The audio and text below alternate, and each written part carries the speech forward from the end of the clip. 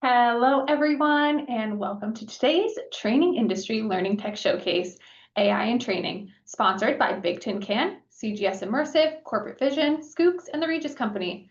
I'm Avery Vo, Events Manager at Training Industry, and I'm so thrilled you could all join us today. Before we get started, I just will go over a few housekeeping items to help you interact with our speakers and get the most out of today's program. Throughout today's event, please feel free to use the chat for comments and submit questions in the Q&A panel. All questions will be addressed during the event or at the end of the program during our Q&A section. At the end of the event, you'll notice a short survey has popped open in your browser, and we'd appreciate your thoughts on today's event. And as always, all of our sessions are being recorded and will be archived on trainingindustry.com, and you'll receive a follow-up email from us with a link to the on-demand sessions. If this is your first Training Industry event, a special welcome goes out to you. Training Industry exists to make connections among learning and development professionals.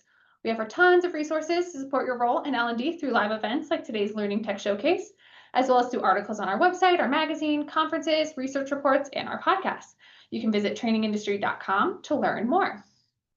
And now, without further ado, it is my pleasure to introduce you to our speakers today, David Wentworth, the VP of Talent Platform Evangelist, and Cory Strawbridge, Director of Product Utilization at Schoox. We are very excited to have both of you here today. And with that, I'm going to hand it over to you. Well, thank you very much, Avery. I'm going to start sharing here. And basically what we want to do today, obviously the topic here is driving business impact through AI-powered upskilling. So the point here is I want to walk through a little bit of, here at Schoox, our understanding of the challenges that companies face, why we've built the tool the way we have, the things that we're trying to address, and then Cory's going to walk us through how we actually do that. So for those of you who aren't familiar, Schoox, we are an LMS platform, heavily focused in the frontline industries, such as retail, restaurants, hospitality, and the like. Those are a lot of deskless frontline customer-facing workers. So the reason we wanted to jump in on this session today is we're really excited about where we've been applying AI within our tool. We're trying to take a very, very value-add practical approach to what we're doing. And so we start from a position of what is it that companies are struggling with? How can we help? What can we do? And one of the biggest things that we've seen, and I've been an industry analyst in my previous career for almost a couple of decades, and continually the biggest challenge is it's very difficult to connect what L&D is doing to the business outcomes of the business itself. Companies have continually struggled with that. So how do we do better at that? As this stat says, only 8% of CEOs see L&D as a driver of business performance. So what is it that we can do as a technology provider to help organizations make that connection? So in this new world, there's a lot of challenges that we face, right? The current environment forces a lot of disruption very rapidly. It's very hard to be as change ready as we once were. Things change so rapidly. So companies are really rethinking, what does that mean to be change ready? How do we build in more agility? And that really comes down to around skills. How do we focus our attention to being a skills-based organization, right? Rather than a series of static jobs or roles, but the things that the company needs to be able to do in order to be successful now as well as into the future. And we've gotten better at that over time. Skills mapping has gotten better, but it's still a pretty tedious process. It's still a very static process, which is one of the biggest challenges.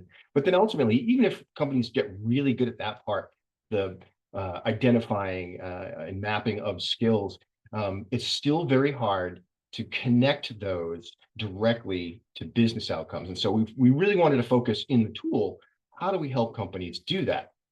And so how does AI accomplish this? There's a lot of different ways we can apply it in these scenarios to make this work. And one of the first things is with the data and integration and analysis, right? So there's so much data available. We hear this time and time again. This is one of the biggest challenges learning faces is it's not that we don't have the data, there's just so much of it. How do we make sense of it? How do we manage it? How do we bring it in? And that's where AI can really provide a lot of horsepower to do the things that it's really difficult for even a team of people to do. Then you also have skills cluster identification, right? The ability to really make sense of what skills are important to the business, what things matter, how those things connect, rather than relying on static third-party skills taxonomies, which are sort of obsolete within a matter of months typically. And then ultimately, how do we get more outcome focused on our learning? How do we actually, all the things that we're trying to do when we try to map these skills to the jobs, how do we make sure that all those things are pointed at the outcomes that really matter for the business? So in that environment, I just wanted to take the way we look at things and break it down and very simply before Cory goes ahead and shows you how it works. But if we really wanted to just get very basic with it, there's 4 elements involved in all of this. There's the skills themselves, there's the jobs or the roles or whoever the company identifies those things. Then there's the content, right? The learning itself that we apply to those, and then the impact that it has on the business. And so AI can do a really good job in each of these areas, and as well as in a combination of these areas, to get us to a point where we are creating outcome focused learning. So first, individually in each of these areas, like for skills, AI is really great at helping standardize skills, because some things are all over the map,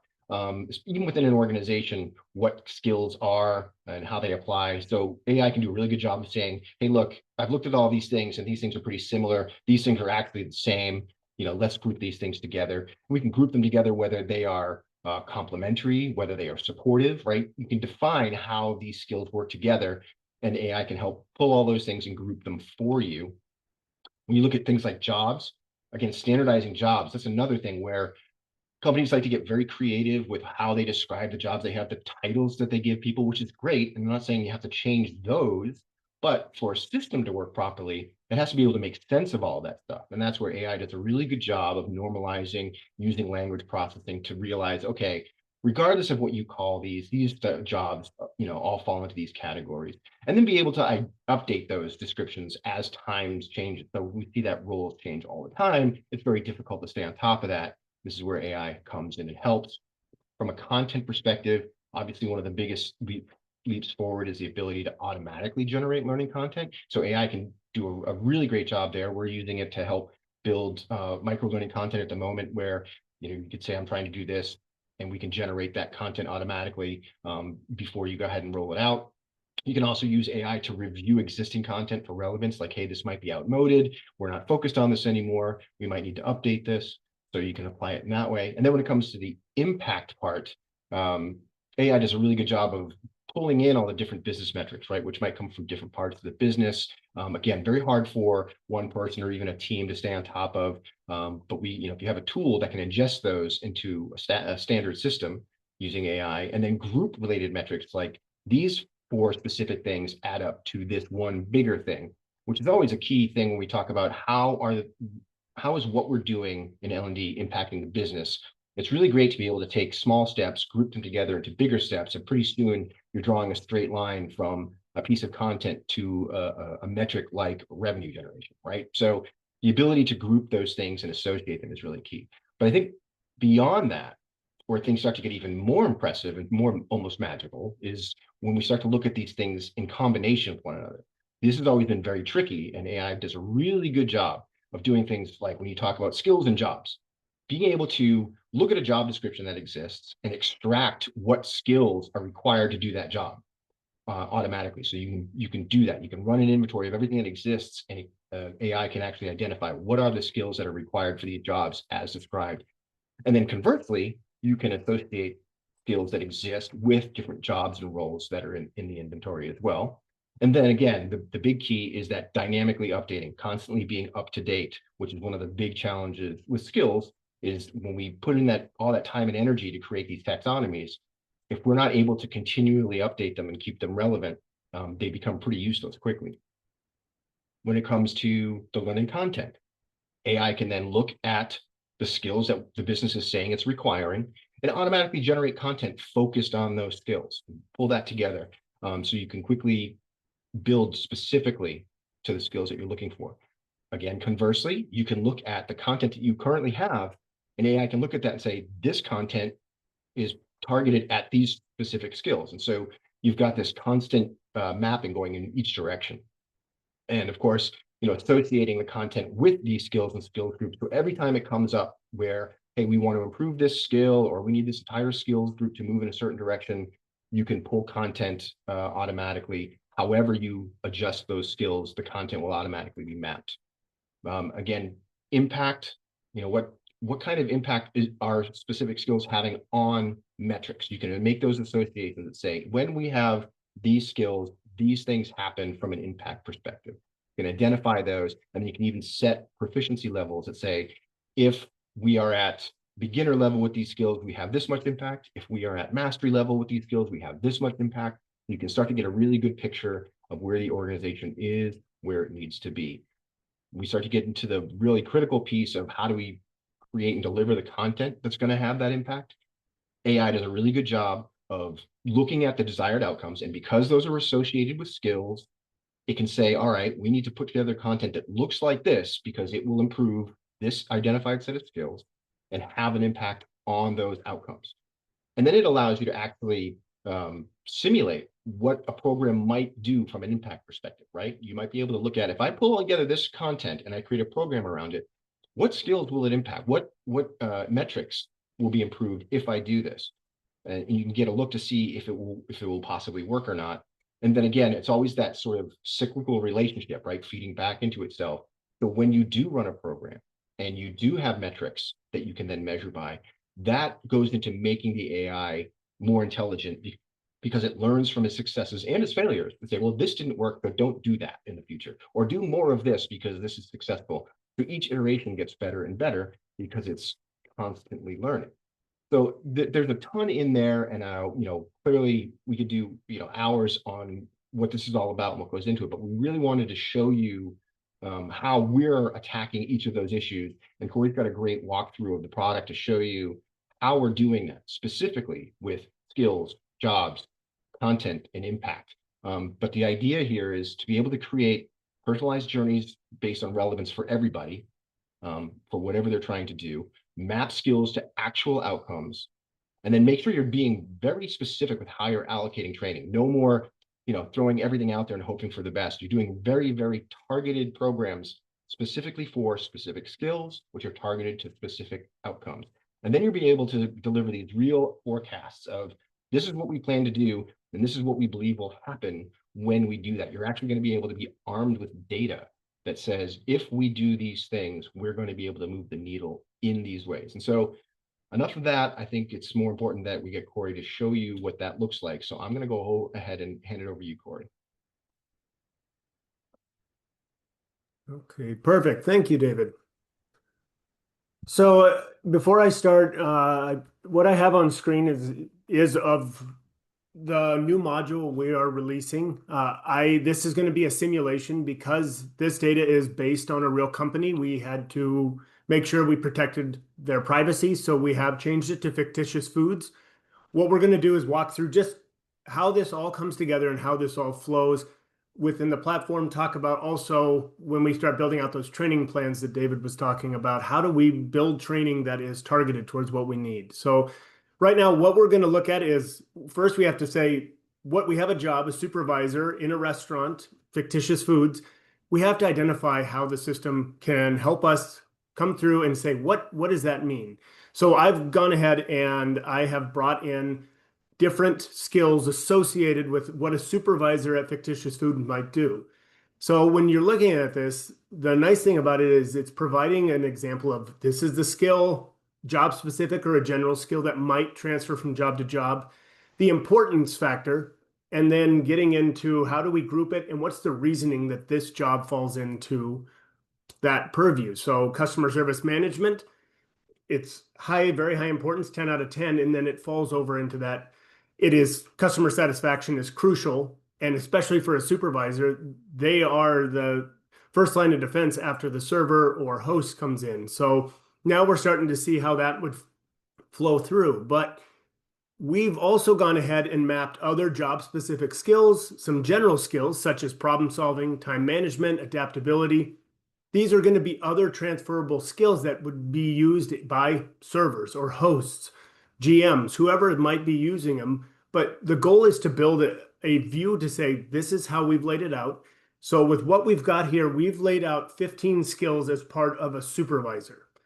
What Schoox then does is it comes in and it takes that and puts it into relationships. So these relationships allow for us to say, great, you've got your skills laid out. How do we group these together in a meaningful way? So in the real world, as we see it, you could be lumping them together by the job. So as we come down here, operational efficiency, customer interaction, strategic planning, Schoox has gone ahead and grouped them together, given you justification of why they're grouped this way. This allows for, this is only one of the 3 clusters we put together. This is role-based. Another way that we group them together is tasks. How do we attack how a job moves through? So with this, we say customer service management, team coordination, quality control, so forth. These are going to be buckets of tasks that combine different skills that allow for us to say, okay, now how can we use these to target and get training built out for these groups? And as a supervisor, I also need to be able to, I might have the need to have pairings, complementary, supportive, prerequisite. Skills work together, and sometimes in a prerequisite manner, they will be laid out so that we can say these skills work together in order to form a synergy with how they help a supervisor do their job each day. Once we've put this together and we've said this is how we've mapped the skills, we've got this relationship, we've created the job profile. The job profile is going to basically help us identify how can we target our supervisors in a meaningful way. To what David said, now the next step is let's get our metrics in there. Let's get our business values. So based on our industry and our company, it's gone ahead and generated different parameters around these different categories on the left-hand side. So revenue, it could be operational efficiency, order accuracy. These are all different areas that are universal across a lot of different industries. And you'll be able to then say, okay, AI has gone in and said, okay, average revenue per location is 11,900,000, and that is on an annual basis. So we've got that in there. Average check size, $27. Table turnover, 1.7 times per hour.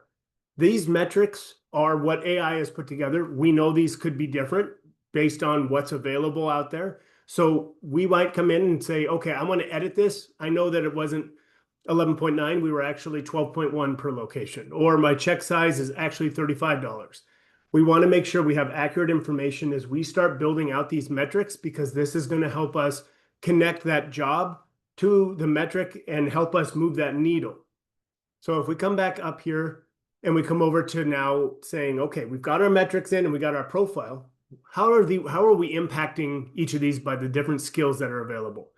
So on the left-hand side here, we've got our skills listed out, and then we're able to see these are the skills we have selected for the supervisor. We put them together, map those, but now we can see what impact areas do those skills really come in and really make a change in the business. So now I have customer satisfaction.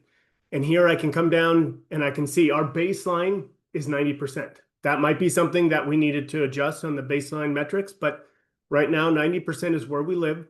Training impact, I will talk more about this in just a moment, but low, likely, high. A lot of this comes into play with, are we going to do a shorter, more targeted training, or a lengthier, more comprehensive training? And I'll explain what that is in just a moment. But here it's starting to show some business outcomes. What does that mean? Same with employee retention, 70%. We're doing great, but maybe we could improve that.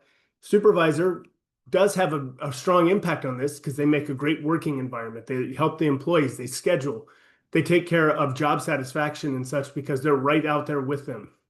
So this is starting to see how we can start impacting specific skills and get those skills connected to the metrics. If we go a step further, I want to jump into the impact profile, because this is where you start seeing that those numbers come back and actually see gain. So with what we've got laid out, we've got an overview right now to say, as a supervisor, if we trained all of our supervisors, total potential gain versus total realistic gain. The reason those numbers are so different is because of realism. We're not going to have the same outcome with different with every supervisor. Every supervisor is not going to be able to apply everything in the same way. So there's going to be some diminished returns on some of these items, and I'll show that here in a moment. But what we do is we start seeing down below here, I'm going to come on down, we've got revenue and growth, and we've got balanced and comprehensive. And I mentioned before that low, likely, and high area. what we've got is the ability to say, as a balanced training plan, if we built out a balanced training plan, which is about 20 to 25 micro courses that David was mentioning, versus a comprehensive, which is about 40 to 50 micro courses, you're going to have a big variance as far as how much time do we need to allow them to go through this. Micro courses, which I'm going to actually show in just a moment, just the structure of how we do that. But we're going to need to be able to have these micro courses targeting specific areas and specific components. And what I want to do is I want to step back for a moment and let's come over to this revenue and sales growth. Now, you'll see that balanced versus comprehensive. This is the 20 to 25 versus the comprehensive, that 40 to 50 courses, because we can target more with that comprehensive, but it does take a lot longer. So that balance might make more sense. Realistic gains. Where do we bring this in? That is where we start seeing this. So that $55,000 drop we're seeing is because adoption rate is, are they going to complete the training? Are they going to get through it? Are they going to be able to adopt some of this? And then influence rate, are they going to be able to apply it to their jobs for waste, reducing waste, or scheduling, making that more efficient? These are some of the areas that you really have to start thinking about. Okay, we can't always hit everything at 100%. We have to apply some realism, and that's what we've done here. Now, this is just breaking down a specific, that table turnover. The uplift, 10% annual per employee. If you think about that table turnover, if we're actually managing the meal, we're dropping the check when we should, we don't leave somebody sitting out on an island. We also have the table bussed and ready to go immediately. We're going to start seeing more folks come in and be able to dine and be able to participate in a meal there. That 10% lift really does start adding up. So that is where we start seeing this. And I just want to break down one, just with the limited time, I won't go too deep in here because I really want to make sure I focus on the impact learning plan. So we take our impact areas, we've got our job profile, we've got all of our metrics in here. So let's now think about, how do we apply training to these areas? And that's where we come over to the impact mindset. With the impact learning plans and how we've got that set up, these different training plans can be focused on different areas. And if you notice, we have a couple of different focuses. There are, I think it's about 4 or 5 now. We've added a few options to this. Balance means I'm trying to take a supervisor as they are and work on all of their skills across the board.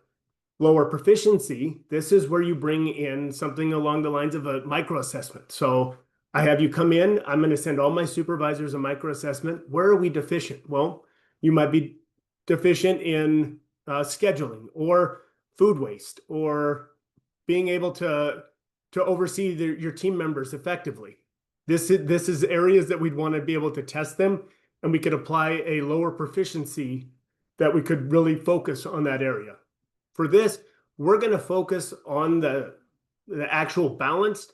So when we go into that balanced view, that's going to break down how this training plan and these courses would be set up.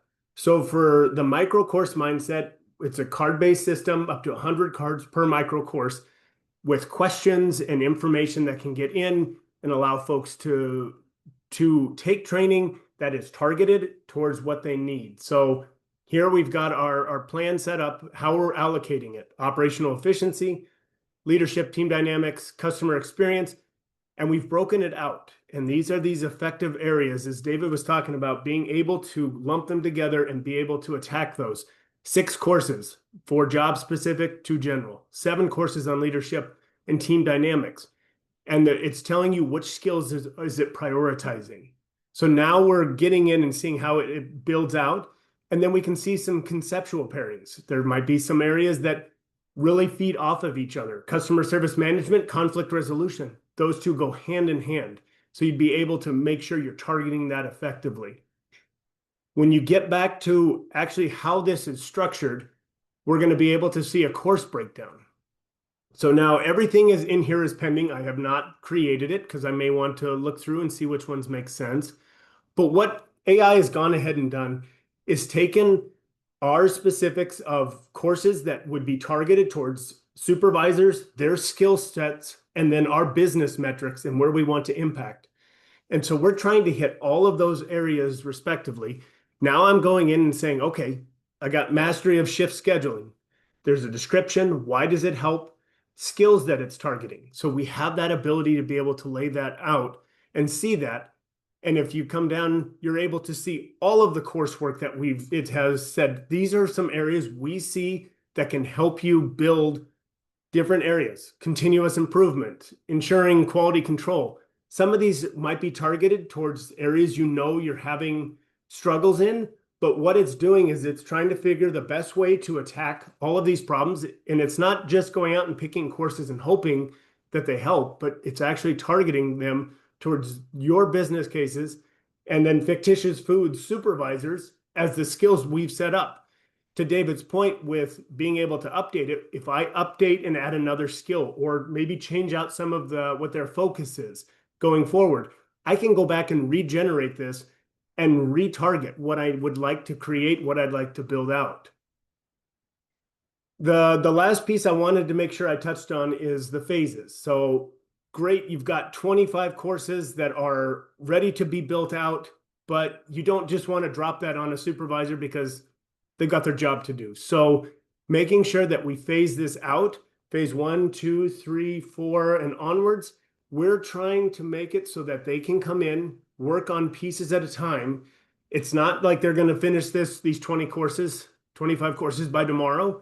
They're going to build these out and build out their skill sets and strengths over time here. So we've got a number of different courses and a number of different focuses. So as they continue to grow and develop, we could also send out another micro assessment, see how they're doing, see if their skills, see if they're learning, understanding, and then adjust our training accordingly as needed. So might be a balanced approach initially as we go through and we continue to complete these courses, complete our trainings. We have that ability now to say, all right, where did we grow? Where do we need to work? Now we can do a more targeted flow or a targeted skill gap and make sure that we're targeting those low performing areas. That is where I'm going to stop here. David, I'm not sure if there's any questions you wanted to field here, but I'll turn it back to you. Yeah, I mean, we had a couple, and our colleague Sandra was nice enough to answer these questions in the chat, but in case people didn't see that, Brian was asking if this was a separate module from the overall product, and the response there is that yeah, this is a separate module, but it takes all the data from the Schoox LMS and then uses that plus whatever data you've got from your organization to do all this mapping, and then feeds that back into the LMS, to deliver what's necessary. So yeah, it is a separate module. And then Mark had a question about, how would you build this out for a non-production group environment? And I'm going to interpret that. And Mark, if you want to follow up with that, feel free. But I think that it's basically the same. All that matters is what are the outcomes, right? It isn't like, oh, these metrics don't match my organization. Obviously, you would want to have the specific metrics for your team members. So if that team isn't production driven, so there aren't those sort of production outcomes, what are the outcomes? What are the metrics that the business is looking for? And you would use those to extract the information so you could build it out, either way.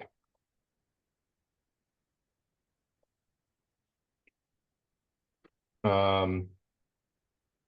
and I think,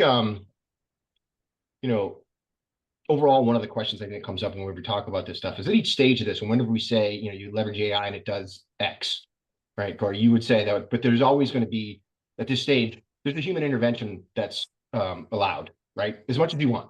You don't have to just press a button and hope for the best and walk away.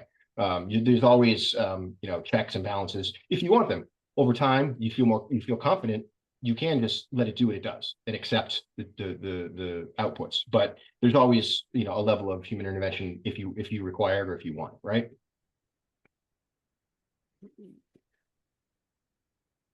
Okay. Any other questions from the group? Those are the ones that came through. And Mark, yeah, you're welcome. Glad we were able to answer that question for you too. And I think Sandra provided some more information in the chat too, Mark, if you want to look at her response as well.